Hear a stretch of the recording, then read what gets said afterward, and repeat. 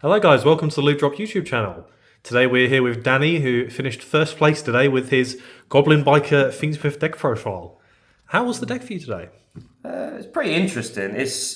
I've made some changes since I last played it, but it's very versatile. Like a lot of my games, I just started to put up like random mid boards that I'd just come up with on the fly, and people for some reason just didn't want to interact with the goblins as much. Yep, they stopped the goblins and you just go anyway link moon. Anyway, make moon, yeah. Right, let's get into the deck then. Yeah, we'll start with the main deck. So I'll start with the goblins. I'm on 3 Gone Wild. A lot of people seem to run 2 of this, and I really don't know why. Because I understand like you can summon one then detach another, but running at 3 seems insane because like this turns breakout into your opponent's turn if you've used 2 into like full combo, an extension for then the later turns, because you can then summon Doug or any of the other goblins if you haven't gone into them. Then I'm on 3 Doug.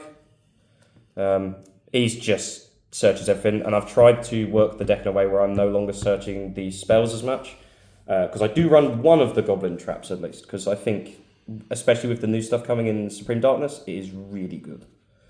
Then we run 1 Sploder, 1 Mean Merciless, and we actually run the 1 Boom Mac. I've seen a lot of people cut Boom Mac. I actually found that Boom Mac is ridiculously good in situations where I had a situation where I'd made Gossip Shadow with these 2, and of course then I can't get this in the grave. So I searched Boom Mac off of one of the spells.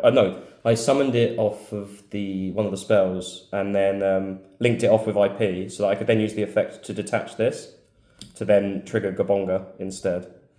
But this is the overall monsters. A lot of these are just to cover certain things. Like me, most of this is really mostly here in case I draw 2 goblins in hand, because we're no longer on the tour guide engine.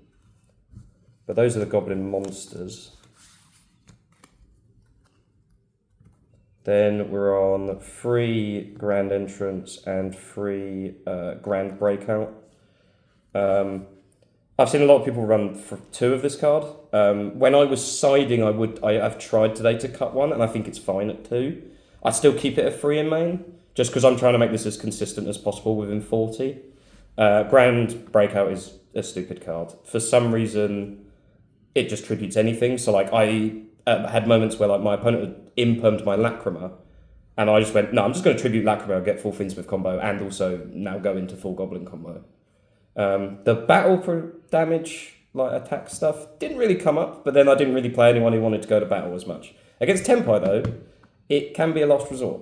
Then we are on the 1 Grand Bash, which a lot of people don't run. One of my reasons for running it is just because I have it QCR, but the other reason is it means because I'm running Boom Mac, I can always have 2 normal summons, and because of some of the other level 3 extender engines I'm running. But they're the spells for goblins. And then we also run the last goblin card in the main deck is Grand Pileup. I think especially with Suda, this card is ridiculous in Goblin Bikers.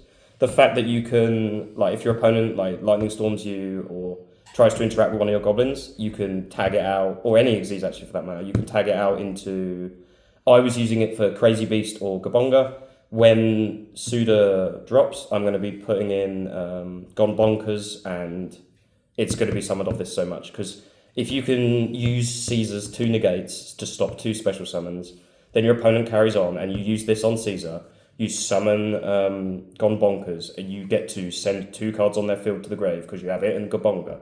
And then on top of that, you get to detach this, and then attach with this a card from their grave to one of your goblins. It's ridiculous. Then we'll go on to the extender engines, just for consistency. We're running 3 Terratop, 1 Takatomborg. It's mostly because it just inherently summons. It's just that good of an engine. I used to run Tour Guide, and I think I've had moments there where I've literally saved my normal summon for like Ash or Boom Mac. There's a Gabonga without normal summons. Yeah. So. Well, it's even Gossip as well, which is really good. Yep. Then we're on, this is the engine that I tried Punk, but I don't really like it. We're running Tracker, Wielder, and then 2 E-Telly. We're only running 2 E-Telly because we only have 2 targets, which are these 2. And the reason I used to run like 3 E-Telly, 2 Ziam and 1 Foxy Toon.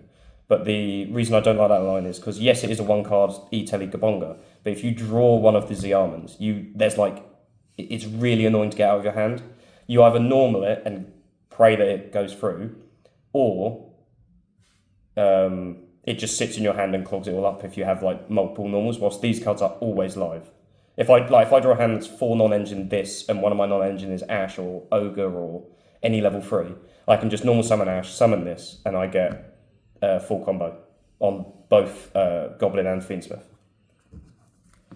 Speaking of which, we do run a very small Fiendsmith package, which is pretty much the minimum. We run Lurian tracks mostly just because I can. You could cut them completely. I've seen versions where you just run like one engraver and he's just a bit of a garnet, but you can still do full combo from that, like to make rank 6s. Most recent change was I changed out because I was running another Goblin trap, the one that's to do with banishing. I changed it out for Paradise because for some reason Konami decided this is an interaction that is just stupid. This came up so much today. I think like 3 out of my 4 rounds I at least did it twice.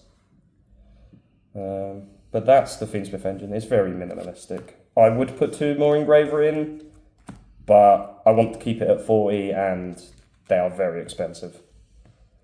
Then we'll get to the non-engine. Need them, so. No, I genuinely don't think you need 3 engraver. Like most of the time I just didn't want to see engraver in hand, other than like 1 game I think, which was against Runic. Yeah, because you can just access it by getting 2 monsters on the field. Yeah. So.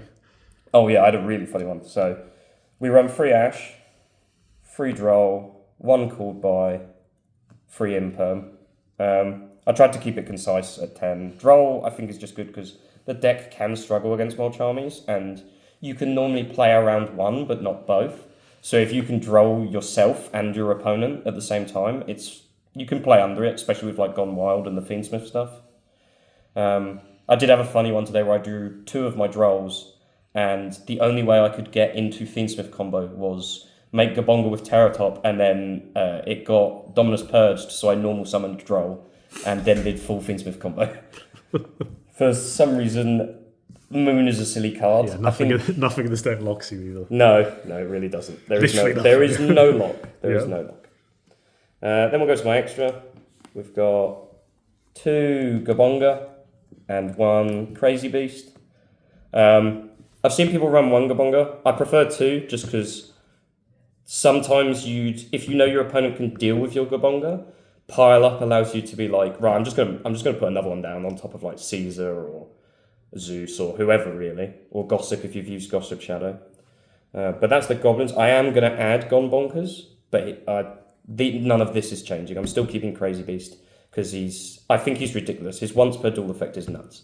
Because pile up counts as an actual disease summon, you can, if they out your board but you're not dead, your start of turn you just go once per duel effect, bring back Crazy Beast, attach a Goblin to it, and all of your Goblins, if you've drawn them in hand, are now live. But that's the Goblin Exesis. Then we run Gossip Shadow and Caesar and Zeus as our generic Exesis to disrupt. I run Gossip Shadow just because I run like Terratop and stuff, so this deck seems to just play through Nibiru like nothing.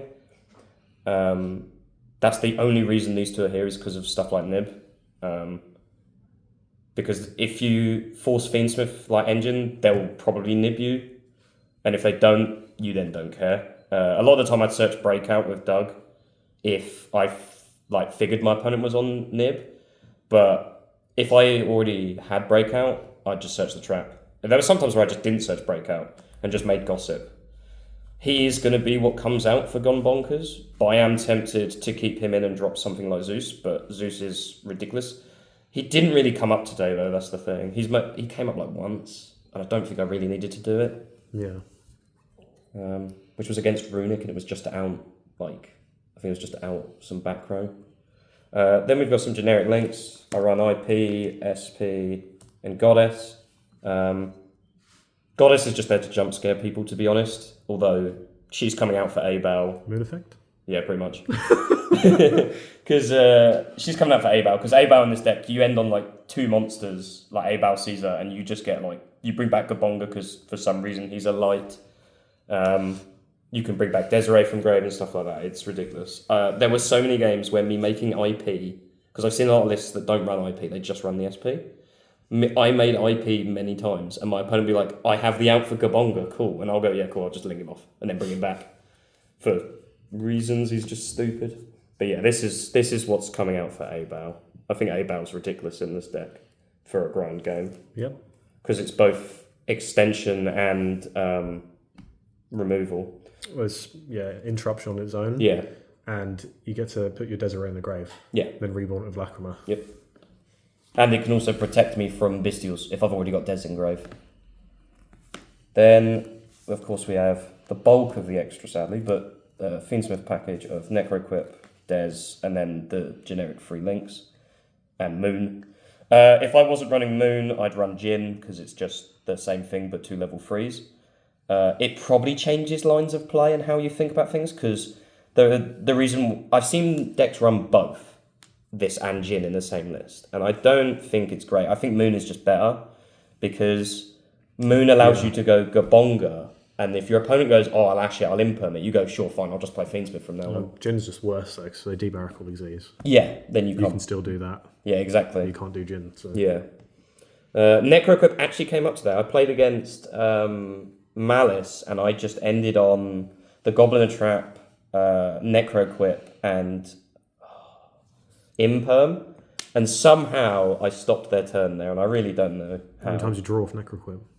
I only drew once. Most of the time Necroquip went under Caesar, though, that's the thing. But she is funny to end on sometimes. Like, sometimes you can just make Caesar with Gone Wild plus Fiendsmith, plus Engraver, and you just keep Necroquip on the board and just go, oh, I'll take a free draw when you hand trap me, why not? Then we'll do the side. The side's fairly simple. It's 3 Nibiru for just board wipes and rogue decks. And Malice. Yeah, and Malice. 3 Lancia, this is just to turn off Malice. The deck combos so much that I just went to maximize on outing Malice, because I genuinely believe this deck going into Ryzel is like 90-10 kind of matchup. We have a lot of Malice players at locals as well. So yeah, we have like what, 3 or 4 now? Yep. Yeah. Then I'm running 3 Droplet. I never really sided this in, and I am tempted to cut it, but I feel like there are certain matchups, and it helps unbrick certain cards like Lurie or Engraver, and certain Goblin names where you can like more going second. But it would really depend on what matchup. But it never really got put in. Then we run 1 Duster and 2 Cosmic. This is mostly just to deal with stun players and any specific back row, like for Fountain, which I did have a best of 3 against Runic today, which was pretty good, to be honest. It was Runic Ice Barrier, which was a pretty interesting deck. I had to cut him off of Lancia a lot. And then the last 3 cards, which I think are the best 3 cards on my side in general, are Cross Out. And that is mostly because like there were many games where I would think my opponent is putting in Droll, and I would just take out 2 of my Drolls. Like, especially if it was a matchup where Droll wasn't really that good against them. And I would just put in 3 Cross Out, drop one of my Nibiru, like drop 2 Nibiru in, so I had a Cross Out target for that. So I'm even more protected from Nib. And it came up once, really. But I don't think a lot of people were on hand trap heavy. A lot of it seemed to be a lot of engine. Yeah. But that's the side. That's the whole deck. Right, thank you very much for the deck profile. Any other final notes before we end the video? Big Gabonga? Right, thank you very much, Danny. Cheers. Thank you guys for watching the YouTube video. We'll see you guys next time.